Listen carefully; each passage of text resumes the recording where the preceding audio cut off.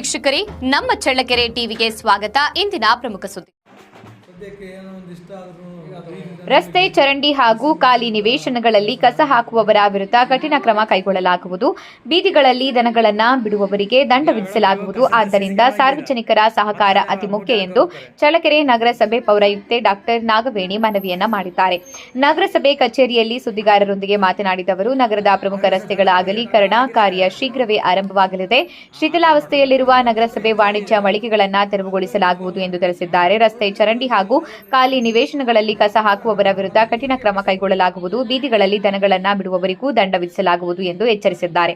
ಈಗಾಗಲೇ ಬೀದಿಗಳಲ್ಲಿರುವ ದನಗಳನ್ನು ವಶಕ್ಕೆ ಪಡೆದು ಗೋಶಾಲೆಗೆ ಸಾಗಿಸುವ ಕ್ರಮ ಆರಂಭಿಸಲಾಗಿದೆ ಎಂದರು. ನಗರದ ಸಮಗ್ರ ಅಭಿವೃದ್ಧಿಗೆ ಸಾರ್ವಜನಿಕರ ಸಹಕಾರ ಅಗತ್ಯವಿದ್ದು ಎಲ್ಲರೂ ನಗರಸಭೆಯೊಂದಿಗೆ ಕೈಜೋಡಿಸಬೇಕು ಎಂದು ಅವರು ಕರೆ ನೀಡಿದ್ದಾರೆ. ಇದಕ್ಕೂ ಮುನ್ನ ನಗರದ ಉತ್ತರ ಪಿನಾಕಿನಿ ನದಿ ಸೇತುವೆ ಬಳಿ ಪೌರ ಕಾರ್ಮಿಕರಿಂದ ಸ್ವಚ್ಛತಾ ಕಾರ್ಯಕ್ಕೆ ಚಾಲನೆ ನೀಡಿ ಮಾತನಾಡಿದ ಅವರು, ವಾರ್ಡ್ ವಾರು ಚರಂಡಿ ಮತ್ತು ಖಾಲಿ ನಿವೇಶನಗಳ ಸ್ವಚ್ಛತಾ ಕಾರ್ಯ ನಡೆಯುತ್ತಿದೆ ಎಂದು ಹೇಳಿದ್ದಾರೆ. ಮನೆಗಳಲ್ಲಿ ಉತ್ಪತ್ತಿಯಾಗುವ ಕಸವನ್ನು ಪ್ರತ್ಯೇಕವಾಗಿ ಸಂಗ್ರಹಿಸಿ ಪ್ರತಿದಿನ ಮನೆ ಬಾಗಿಲಿಗೆ ಬರುವ ನಗರಸಭೆಯ ಕಸ ಶೇಖರಣಾ ವಾಹನಕ್ಕೆ ನೀಡಬೇಕು. ಸಾರ್ವಜನಿಕರು ಸಹಕರಿಸಿದರೆ ಮಾತ್ರ ರಸ್ತೆ ಮತ್ತು ವಾರ್ಡ್ಗಳಲ್ಲಿ ಶಾಶ್ವತ ಸ್ವಚ್ಛತೆ ಸಾಧ್ಯ ಎಂದು ಅವರು ತಿಳಿಸಿದ್ದಾರೆ. ಈ ಸಂದರ್ಭದಲ್ಲಿ ಆರೋಗ್ಯ ಅಧಿಕಾರಿಗಳಾದ ಮಹಲಿಂಗಪ್ಪ, ಗೀತಾ ಕುಮಾರಿ ಹಾಗೂ ಭೂತಣ್ಣ ಉಪಸ್ಥಿತರಿದ್ದರು. ಅದಾದಮೇಲೆ ಈಗ ನಮಗೆಲ್ಲ ಗೊತ್ತಿರೋಂಗೆ ಭಾಳಷ್ಟು ಪಬ್ಲಿಕ್ ಕಂಪ್ಲೇಂಟ್ ಬರ್ತಾ ಇದೆ. ತರಕಾರಿ ಮಾರ್ಕೆಟಲ್ಲಿ ದನಗಳು ಹಾವಳಿ ಜಾಸ್ತಿ ಆಗಿದೆ. ಆ ತರಕಾರಿ ಮಾರೋರು ಕೂಡ ಕಂಪ್ಲೇಂಟ್ ಮಾಡ್ತಾ ಇದ್ದಾರೆ, ಗ್ರಾಹಕರು ಕೂಡ ಕಂಪ್ಲೇಂಟ್ ಮಾಡ್ತಾರೆ.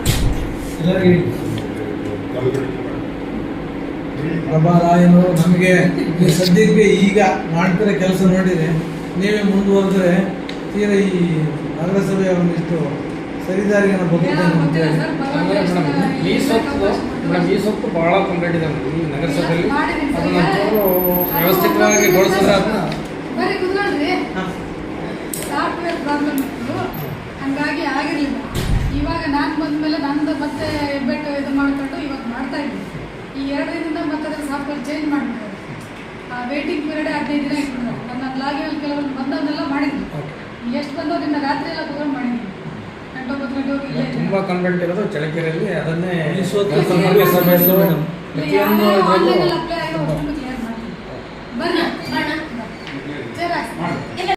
ಚಿತ್ರದುರ್ಗದಿಂದ ಲಾಳ ಹಾಕೋರ್ನ ಕರ್ಸಿದ್ವಿ. ಲಾಳ ಹಾಕಿದ್ವಿ. ನಮ್ಮ ಕೈಲಿ ಅದು ಹಿಡಿಯೋಕ್ಕಾಗಲ್ಲ, ನಾವು ಎಕ್ಸ್ಪರ್ಟ್ ಅಲ್ಲ. ಈಗ ಅವ್ರನ್ನ ಕರ್ಸಿದಾಗ ಅವ್ರಿಗೆ ನಾವು ಫ್ರೀಯಾಗಿ ಏನು ಕೊಡಲ್ಲ. ಅವರು ನಾವು ಅವ್ರಿಗೆ ದುಡ್ಡು ಕೊಡಬೇಕು, ಅವ್ರ ಮನೆಗೆ ಇಷ್ಟಂತ ದುಡ್ಡು ಕೊಡಬೇಕು. ಆಮೇಲೆ ಅವ್ರು ಬಂದ 8 ಜನ 8 ಜನ 10 ಜನ ಬಂದಾಗ ಅವ್ರಿಗೆ ಊಟ ತಿಂಡಿ ವ್ಯವಸ್ಥೆ ಎಲ್ಲ ಮಾಡಬೇಕು. ಮತ್ತೆ ಅವ್ರನ್ನ ಹಾಕೊಂಡು ಹೋಗಿ ನನ್ನ ಗಾಡಿ ಮೇಡಮ್ ಅಲ್ಲಿ ಗೋಶಾಲೆಗೆ ಅಲ್ಲಿ ಬಿಟ್ಟು ಬರ್ತಾರಲ್ಲ, ಒಂದೊಂದು 5,000 ಸಾವಿರ ಹಾಕ್ರಿ ಮೇಡಮ್ ದಂಡ. 5,000 ದಂಡ ಸಂಪರ್ಕ ಮಾಡಿದ್ರೆ ತಗೊಂಡು ಹೋಗ್ತೀವಿ ನಾವು. ನಮ್ಮ ಬಂದಿದ್ರು ನಮಗೆ ಕೊಡ್ರಿ, ನಾವು ಇನ್ನೊಂದ್ಸರಿ ಮಾಡಲ್ಲ ಅಂತ. ನಾವು ಬಾಂಡ್ ಬರ್ಸ್ಕೋಬೇಕು.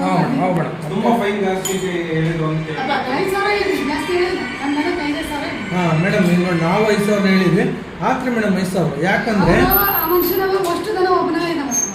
ನಿಮ್ಮ ನಗರಸಭೆ ಅಲ್ಲ, ನಿಮ್ಮ ನಗರಸಭೆ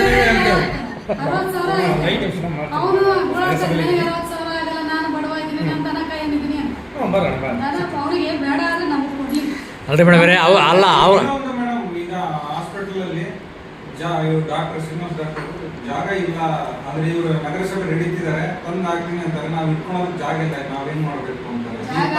ಏನಾದ್ರು ಜಾಗ ಬೇಕಾದಷ್ಟಿದೆ, ಆದ್ರೆ ಶೆಡ್ಗಳು ಕಡಿಮೆ ಇದಾವೆ ಅಂತ ಅವ್ರು ಹೇಳ್ತಾರೆ. ಶೆಡ್ಗಳ ವ್ಯವಸ್ಥೆ ಮಾಡಿಕೊಡೋಣ. ಆಮೇಲೆ ನಮ್ಮ ತಾಲೂಕಲ್ಲಿ ನಮ್ಮ ಶಾಸಕರ ಇಂಟ್ರೆಸ್ಟ್ ಮೇಲೆಗೆ ಬಹಳಷ್ಟು ಗೋಶಾಲೆಗಳಿದೆ. ಒಂದೇ ಗೋಶಾಲೆ ಇಲ್ಲ, ನಿಮಗೆ ಗೊತ್ತಿದೆ ಎಷ್ಟೊಂದು ಕಡೆ ಎಲ್ಲ ಗೋಶಾಲೆ ಇದೆ. ಅಲ್ಲಿ ವ್ಯವಸ್ಥೆ ಆಗಲಿಲ್ಲ, ಇನ್ನೊಂದು ಗೋಶಾಲೆಯಲ್ಲಿ ಮೇಡಮ್ 10 ಎಕರೆ ಐತೆ ಮೇಡಮ್, ಅದು ನಡೀತದೆ. ಈ ಇಲ್ಲಿ ತಾಂಡದಲ್ಲಿ ಹಾಕಿ 4 ಜನದವಾಗಿ 40 ಜನ ಸರಿದಾರಿ ಬರ್ತಾರೆ. ಈಗ ಮೇಡಮ್ ಬರೀ ತರಕಾರಿ ಮಾರ್ಕೆಟೇ ಹಿಡಿತೀರಾ ಅಥವಾ ನಗರದ ಎಲ್ಲ ಕಡೆ ಹಿಡಿತೀರಾ? ಆಮೇಲೆ ಇನ್ನೊಂದು ಏನು ಗೊತ್ತಾ ಮಾಡಿದ್ರೆ, ಸುಧಾಕರ್ ಕ್ರೀಡಾಂಗಣದಲ್ಲಿ ಪಾಪ ರುದ್ರು ಪಾಪ ಅಲ್ಲೆಲ್ಲ ವಾಕ್ ಮಾಡ್ತಿರ್ತಾರೆ, ಅಲ್ಲಿ ಕಿತ್ತಾಡ್ತವೆ ದನ ಗುದ್ದಾಡಿಗೆ ಮೇಲೆ ಆಯ್ತವೆ. ಏಕಾಏಕಿ ದಾಳಿ ಮಾಡಿದಾಗ ಒಟ್ಟು ಮೇಡಮ್ ರಸ್ತೆಗಿದ್ದ ಬಿಡಾಡಿಗಳಿದ್ದಂಗೆ.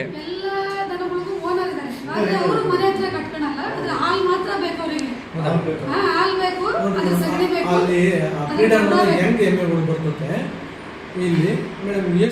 ಅದನ್ನ ಬಿಟ್ಟು ಬೀದಿಗೆ ಬಿಟ್ಟು ಅವಕ್ಕೆ ಜೀವಕ್ಕೂ ತೊಂದರೆ, ಬೇರೆ ಮನುಷ್ಯರ ಜೀವಕ್ಕೂ ಯಾವ ಗಾಡಿಗಳು ಬೀಡಿಗಳು ಒಳಗೆ ಕಾಲ್ ಮೇಲೆ ಹೊಡೆದು ಪಾಪ ಎಷ್ಟೊಂದು ಆಮೇಲೆ ಬೈಕ್ನಲ್ಲಿ ಎಷ್ಟೋ ಜನ ಬಿದ್ದಿದ್ದಾರೆ ನೋಡ್ರಿ ಅಡ್ಡ ಬಂದು. ಜನಕ್ಕೂ ತೊಂದರೆ ಆಗ್ತಾ ಇದೆ, ದನಕ್ಕೂ ತೊಂದರೆ ಆಗ್ತಾ ಇದೆ. ಈಗ ಎಷ್ಟು ಟೋಟಲ್? ಈಗ ಟೋಟಲ್ ಆಗಿ 12 ದನ ಹಿಡ್ದಿದ್ವಿ.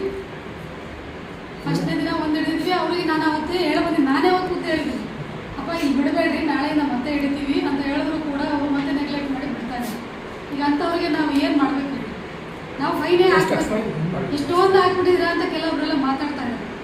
ಆದರೆ ಹಾಕದೇ ಇದ್ರೆ ಅವ್ರಿಗೆ ಬುದ್ಧಿ ಬರಲ್ಲ. ಇಲ್ಲ ಮೇಡಮ್, ನೀವು 5,000 ಹಾಕಿದ್ರೆ ಅದು ಸರಿ ಐತೆ.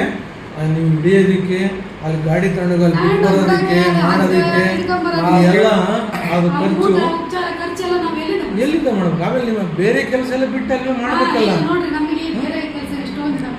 ಈ ಮುನ್ಸಿಪಾಲಿಟಿಯಲ್ಲಿ ಮಾಡಕ್ಕೆ ಇಷ್ಟು ದಿನ ಪೆಂಡಿಂಗ್ ಬಿದ್ದಿರೋ ಫೈಲ್ಗಳು ಅಷ್ಟೊಂದು ಇದಾವೆ. ಅವನ್ನೆಲ್ಲ ನೋಡ್ಬೇಕು, ಮಾಡ್ಬೇಕು, ಅಷ್ಟೆಲ್ಲ ಕೆಲಸ ಇದೆ. ಅದ್ರ ನಡುವೆ ಮತ್ತೆ ಇದನ್ನೆಲ್ಲ ಮಾಡ್ತಾ ಮೇಡಮ್, ನಿನ್ನೆ ಸಂಜೆ ಈ ಎಮ್ಮೆ ಬಂದಾಗ ಬರ್ತಿಲ್ಲ ಅಮ್ಮಂಗೆ ಇಬ್ಬರು ಗಂಡ ಹೆಂಡತಿ ಬೈಕ್ನ ಹೋಗ್ತಾರೆ ಮಾಲಿಂಗ ಬಸ್.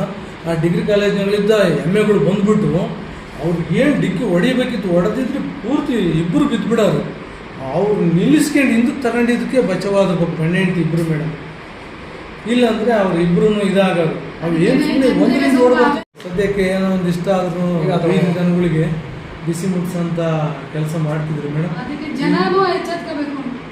ಎಷ್ಟು ಸರಿ ಹೇಳಿದ್ರು ತಗೊಂಡೋಗಿ ಅಲ್ಲೇ ಬಿಡ್ತಾರೆ. ಯಾ ಮೇಡಮ್, ನೀವು ಕಸದ CC ಕ್ಯಾಮ್ರಾ ಹಾಕಿರಾ? ಮತ್ತಲ್ಲೇ ಮೂಟೆ ಹಾಕಿ ಹೋಗ್ತಾರೆ. ಇಲ್ಲ, CC ಕ್ಯಾಮ್ರಾ ಮಾನಿಟರಿಂಗ್ ಮಾಡ್ತಾ ಇದೀವಿ. ಅದನ್ನ ನಾವು ಫೈನಲ್ ಅವ್ರಿಗೂ ಸಹ ದಂಡ ಹಾಕ್ರಿ. ದಂಡ ಹಾಕಿದ್ರೆ ಕೋರ್ಟಲ್ಲಿ ದಂಡ ಕಟ್ಟೋ ಮಾಡಿ. ಆ ಥರ ಮಾಡೋಣ. ಜಾರಿ ಇದೆ. ಅಲ್ಲೇ ಮೇಡಮ್ ಹಾಂ, ಕೋರ್ಟ್ನಾಗ ಹೋಗಿ ಲಾಯರ್ ಇಟ್ಕೊಂಡು ಇಬ್ಬರಿಗೆ ಬಿಸಿ ಮುಟ್ಟಿದಾಗ ಇಲ್ಲ ಲಾಯರ್ನ ಹೇಳಿದ್ದಿತ್ತ ಜಡ್ಜ್ ಸಾಹೇಬ್ರನ್ನ ಇದರಲ್ಲಿ ಬಹಳ ಇಂಟ್ರೆಸ್ಟ್ ಇದು ಮಾಡಿದ್ದಾರೆ. ಇಲ್ಲೆಲ್ಲ ಕಸಾಕ್ತರವರಿಗೆ ಒಂದು ಪಿಟಿ ಕೇಸ್ ಮಾಡಬೇಕಂತೆ. ಇದರಲ್ಲಿ ಹೊರಗೆ ಹೇಳಿದ್ದಾರೆ. ಅದನ್ನೇ ಸಾಹೇಬ್ರಿಗೆ ಎಲ್ಲ ನೋಡಿ ಹಾಕ್ರಿ ಮೇಡಮ್.